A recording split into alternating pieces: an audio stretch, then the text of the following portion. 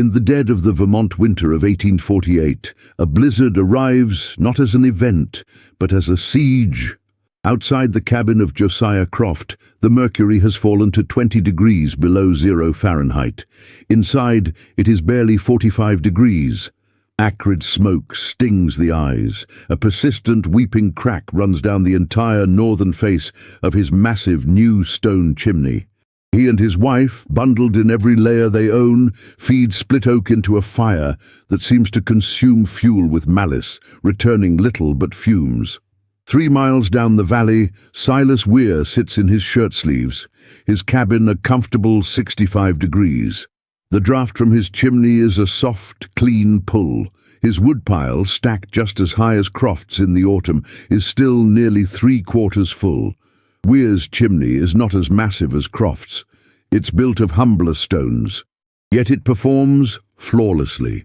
The settlers who had watched Weir build it, using methods that defied every piece of conventional wisdom, had dismissed it as folk nonsense. But as the blizzard rages, Croft's chimney is failing, and Weir's is the only truly functional structure in the settlement. What did this quiet mason understand about the physics of fire and stone that the most respected builders of his day had fatally misunderstood? The push into the Northern Territories was a battle against the elements, and the primary weapon was the hearth. The year was 1848. Land speculators sold parcels of dense, rocky forest to families hoping to carve out a new life. The manuals published in Boston and Philadelphia were clear on the proper construction of a wilderness home. A cabin was to be a fortress. Walls were thick, built of the largest timbers available. The chimney, the heart of the structure, was to be a monument of mass. Build it thick, build it strong, the pamphlets advised. The prevailing wisdom was that only sheer, brute force mass could contain the destructive power of a winter fire and keep the lethal cold at bay. This philosophy dictated chimneys built with bases 6 feet square, using the largest fieldstone available, mortared with the newest, hardest-setting cements that were beginning to arrive from industrial kilns. This was the modern way. It was a symbol of permanence, a defiant statement against the wilderness. Josiah Croft had followed this advice to the letter, trusting the engineering principles of the city. Silas Weir, however, operating on a different set of principles, was about to prove that this conventional wisdom was not just wrong, but actively dangerous. Josiah Croft's chimney was a case study in this accepted, failing doctrine. He had spent 40 days in the late summer hauling stone. He built his foundation directly onto the granite bedrock, believing the unyielding surface was the best base. He had purchased 3 barrels of expensive new Roman cement shipped upriver, a material prized for its rock-hard set and water resistance. His chimney was a masterpiece of mass, 4 feet thick at the base, tapering to 2 feet at the roofline. The total cost, including the cement and the labor of his hired man, was nearly $40, a significant sum. But the problems began before the first winter. The mortar, setting rigid and brittle, had locked the stones together. The very first time he lit a fire for curing, a fine hairline crack appeared. By the time the first true cold snap arrived in November, that crack had grown. The physics were simple and brutal. The inner face of the chimney, the flue, would heat to 700 degrees Fahrenheit in minutes. The outer face, exposed to a 20-degree wind, was well below freezing. The inner stones, superheated, tried to expand. The outer stones, frozen, refused to move. The rigid, unforgiving cement mortar acted as a fulcrum, and the stones themselves, or the mortar joints, had to give way. The pop Croft heard in the night was the sound of a thermal shock fracture. Now his chimney leaked smoke, his draft was compromised, and the wasted heat escaping through the crack created a constant, dangerous cycle of melting and refreezing, prying the structure apart day by day. Silas Weir was not a trained engineer. He was a second-generation Scottish immigrant, a man who had learned the masonry trade from his father, who in turn had learned it in a land where stone was plentiful but fuel was scarce. He had grown up building crofts and shielings, small stone structures in the Highlands, designed to withstand horizontal wind-driven rain and biting cold with minimal fuel. His knowledge was not from a book, it was from observation. He had watched how his father used through stones to tie a wall together, how he packed insulating layers of sod and peat, and most importantly, how he built his chimneys. His father taught him that a chimney was not a single object, but a system of two parts, the part that holds the heat and the part that holds the weather out. He had also spent a winter working alongside Abenaki guides, noting how they used hot stones, not blazing fires, to heat their lodges, prioritizing the radiation of heat, not the brute force of combustion. When Weir began building his own homestead, his neighbors, including Josiah Croft, watched with suspicion. He was using smaller, more uniform stones. He was mixing his mortar from a soft bed of clay he found by the creek, mixed with lime he'd burned himself, and fine sand. It looked primitive. "That's a mud chimney," Croft had remarked to another settler. "It'll wash out in the first spring rain." Weir, quiet and methodical, simply nodded and continued to work. His mind focused not on mass, but on the invisible, warring forces of thermal expansion. Weir's first prototype was his own cabin. He positioned it carefully, with the hearth facing the prevailing northwest wind, a counterintuitive move. His foundation was not on bedrock, but on a 3-foot-deep bed of crushed gravel, which he claimed was for drainage to prevent frost heave. The real innovation, the one that drew quiet scorn, was the chimney itself. He built it in two distinct, separate stages. First, he constructed a perfectly round, thin-walled inner flue, like a stone pipe, about 8 inches in diameter. The stones were small, carefully fitted, and jointed with a pliable, high-temperature mortar made of clay and sand. This pipe stood independently, resting on its own footing. Then, around this inner flue, he began building the outer chimney, the structural, weather-facing part. But he did not bond the two. He left a deliberate 2-inch gap between his inner, hot pipe and the cold outer shell. As he built the outer wall, he loosely filled this 2-inch void with dry, crushed mica and sand. To his neighbors, this was madness. He was building 2 chimneys. "You're wasting stone and time, Weir," Croft had advised him, "and you're creating a weak point. That gap will fill with water and ice and blow the whole thing apart." Silas just wiped his hands and said, "The gap is the point, Mr. Croft." The conflict was one of fundamental engineering philosophies. Josiah Croft, representing the conventional wisdom, believed in thermal containment by mass. His chimney was a fortress. It was designed to fight the heat, to trap it and contain it, through sheer unyielding thickness. The rigidity of his modern cement was a virtue. He believed that any movement, any expansion or contraction was a sign of failure. His goal was a static, monolithic structure.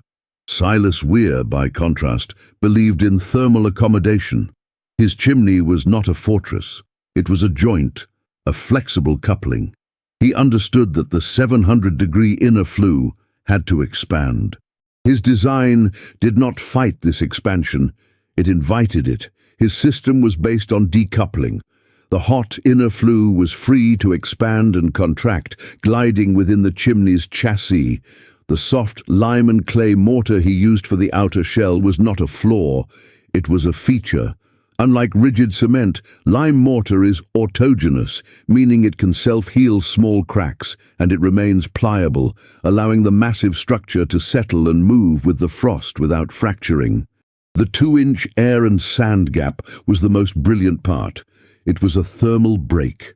It stopped the intense conductive heat of the flue from ever reaching the cold, frozen outer stones, preventing the thermal shock that was destroying Croft's chimney. The first test came not from a blizzard, but from a neutral observer. Mr. Landon, an agent for the New England Land Company, arrived in December to assess the viability of the new settlements and write a report on best practices. He carried a logbook, a barometer, and a new precise mercury thermometer. He visited Croft's cabin first, as it was the most impressive build. His report was grim. Exterior temp, 10° conf. Interior temp, 6 FT from hearth, 42° conf. Atmosphere, thick with smoke. Chimney, visible 3-foot vertical crack, active smoke leakage. Fuel consumption, high. Prognosis, structure untenable for winter. Landon, coughing, made his way to Weir's cabin. He was skeptical of the mud chimney, as others had called it. He opened the door. The air was warm and clear. His thermometer registered 66 degrees. The chimney drew clean. Landon, perplexed, took his measurements. Exterior temp 10 degrees. Interior temp 66 degrees. Atmosphere clear. Chimney, no visible cracks. Draft excellent. He then placed his gloved hand on the outer wall of Weir's chimney near the base. It was cold, cold to the touch. This, to Landon, was impossible. "How is your cabin warm?" he asked, "if your chimney isn't even getting hot?" Silas took him outside and pointed. "The heat is in the flue, sir, where it belongs. It's not supposed to get to this wall. That's wasted work." Landon, an engineer by training, suddenly understood. He wasn't looking at a chimney, he was looking at a heat engine. To understand the genius of Weir's system, Landon had Silas draw it out for him. It was a 5-layer defense. The first layer was the firebox itself, lined with soapstone. Unlike granite, which cracks under high heat, soapstone absorbs and radiates heat slowly and evenly, creating a consistent temperature. The second layer was the inner flue, the hot pipe. This was the system's engine. It was 8 inches in diameter, a dimension Weir insisted was critical. Too large, and the smoke would cool, slow down, and deposit creosote. Too small, and it would choke. The 8-inch pipe kept the exhaust gases hot, over 250 degrees, all the way to the top, creating a powerful, fast, and clean draft. The third layer was the impossible 2-inch gap, the thermal annulus. Weir had packed this with sand, which acted as a fireproof insulator. This gap ensured that the 700-degree inner flue and the 20-degree outer wall never touched. They were 2 separate objects occupying the same space. The fourth layer was the structural chimney, the cold shell. This was the 2-foot thick wall of fieldstone that everyone saw. Its only job was to hold up the roof and stop the wind. Because it stayed cold, it never fought the frost, and the soft lime mortar it was built with could flex as the ground froze and thawed. The fifth and final layer was the cap, a heavy, flat stone suspended above the flue, keeping rain out while allowing the smoke to escape, a design that also used the wind to increase the draft. In late January, the great blizzard of '49 hit. It was a 3-day event of horizontal snow and temperatures that plummeted to 35 degrees. The wind howled at over 50 miles per hour. For structures built on the brute force principle, it was an extinction-level event. At Josiah Croft's cabin, the catastrophe was swift. The existing crack in his chimney, now supercooled and brittle, met a blast of intense heat as he desperately overfired his stove. The differential was too much. With a sound like a cannon shot, the entire northern face of his chimney's upper section blew out. Stone and mortar fell onto his roof. Embers, caught by the wind, ignited the dry shingles. Within minutes, his roof was ablaze. He, his wife, and their child were forced to flee into the storm, their backs to a burning ruin, their faces to a wall of ice. They stumbled through the drifts, heading for the only light they could see, the faint, steady glow from Silas Weir's window. At Weir's cabin, the storm was an external event. The chimney performed perfectly. The high winds, passing over the chimney's special cap, created a Venturi effect, improving the draft. The inner flue, hot and expanding, did its work. The outer shell, coated in a 6-inch layer of ice, remained a stable frozen barrier. Inside, the temperature held at 64 degrees. The hammering on the door was nearly lost in the wind. Silas Weir opened it to find Josiah Croft, his wife and child covered in ice, their faces a mask of terror and cold. He pulled them in without a word. The small 16 by 20-foot cabin, designed for 2, now held 5. Weir's wife Hannah immediately took charge. This was a new test, not just structural but operational. The cabin was a sealed environment. 5 people breathing would produce dangerous levels of humidity, condensing on the walls and freezing or causing sickness. Hannah implemented a strict protocol. The fire was banked down, not up. The soapstone firebox would radiate all the heat they needed. A single log was added every hour, no more. A small gap was opened in the high window, just a 1/4 inch, to allow moisture to escape and fresh air to enter. Blankets were hung, creating smaller rooms to trap body heat. For 2 days, the storm-tossed world was reduced to this single, warm, dry space. The cabin performed. It was not just a shelter, it was a life support system. The soft, steady hum of the chimney draft was the sound of survival, a testament to a design that managed an extreme environment rather than fighting it. When the blizzard finally broke, the valley was transformed.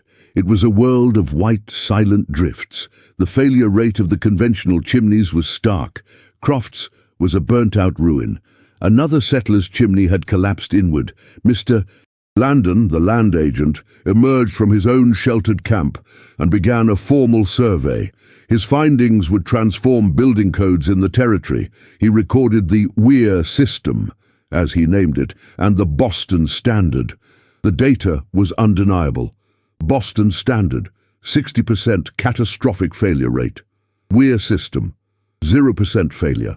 Fuel consumption, comparative. The Weir system consumed 1.1 cords of wood per month in deep winter. The Boston Standard consumed an average of 2.5 cords before failure. The cost to build was also surprising. Because Weir's outer shell was not subjected to heat, he could use cheaper, softer lime mortar, and the stones did not need to be as massive. The total cost was nearly 30% less than Croft's failed chimney.